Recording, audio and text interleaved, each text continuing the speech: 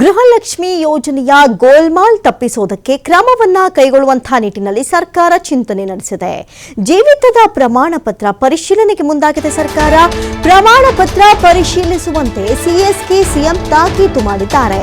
MLC Dinesh Gooligowda ಪತ್ರವನ್ನ ಆಧರಿಸಿ ತಾಕೀತು. ಕುಟುಂಬದ ಹಿರಿಯ ಮಹಿಳೆಯರೇ ಯೋಜನೆಯ ಪ್ರಮುಖ ಫಲಾನುಭವಿಗಳಾಗಿರ್ತಾರೆ. ಅಂದ್ರೆ ಮನೆಯಲ್ಲಿ ಯಾರು ದೊಡ್ಡವರು ಇರ್ತಾರೋ ಆ ಒಂದು ದೊಡ್ಡವರ ಹೆಸರೇ ಈ ಗೃಹಲಕ್ಷ್ಮಿಗೂ ಕೂಡ ಸೇರ್ಪಡೆ ಮಾಡಲಾಯಿತು. ಹಾಗಾಗಿ ಅವರ ಖಾತೆಗೆ ಡಿಬಿಟಿ ಮೂಲಕ ನೇರವಾಗಿ ಹಣ ಜಮೆ ಆಗ್ತಾ ಇತ್ತು. ಸದ್ಯಕ್ಕೆ ಈ ಫಲಾನುಭವಿಗಳು ಪಡಿತರ ಚೀಟಿಯನ್ನು ಆಧರಿಸಿ ಮನೆಯ ಹಿರಿಯನ್ನ ಆಯ್ಕೆ ಮಾಡಿತ್ತು ಸರ್ಕಾರ.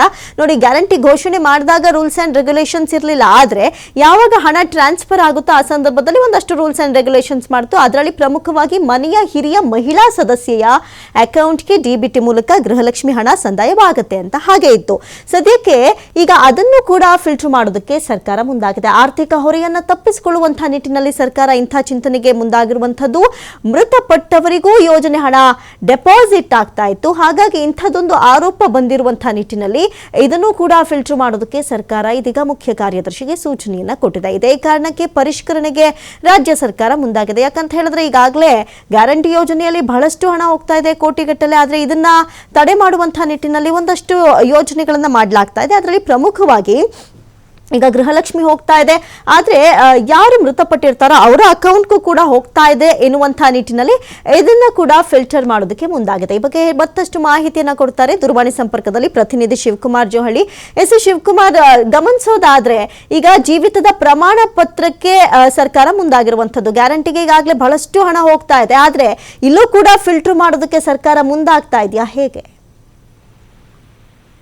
ಅಮೃತ, ಈಗಾಗಲೇ 5 ಗ್ಯಾರಂಟಿಗಳನ್ನ ಕೊಟ್ಟು ಸರ್ಕಾರ ಒಂದ್ ರೀತಿ ಆರ್ಥಿಕ ಕೊರತೆಗೆ ಕಾರಣ ಆಗಿದೆ.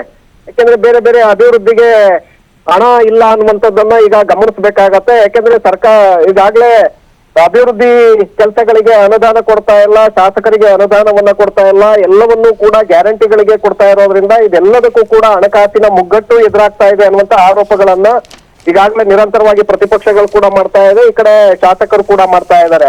ಸೊ ಈ ಸಂದರ್ಭದಲ್ಲೇ ಸರ್ಕಾರ ಕೂಡ ಕೆಲವು ಗ್ಯಾರಂಟಿ ಯೋಜನೆಗಳಲ್ಲಿ ಕೆಲವೊಂದಕ್ಕೆ ಕಡಿವಾಣ ಹಾಕುವಂತ ಒಂದು ಪ್ರಯತ್ನವನ್ನ ಮಾಡ್ತಾ ಇದೆ.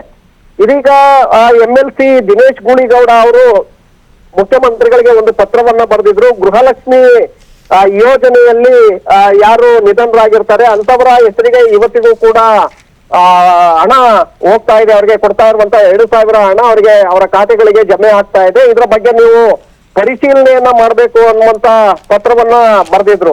ಸೊ ಅದನ್ನ ಆಧರಿಸಿ ಈಗ ಸರ್ಕಾರದ ಮುಖ್ಯ ಕಾರ್ಯದರ್ಶಿಗಳಿಗೆ ಮುಖ್ಯಮಂತ್ರಿಗಳು ಕೂಡ ಸೂಚನೆಯನ್ನ ಕೊಟ್ಟಿದ್ದಾರೆ.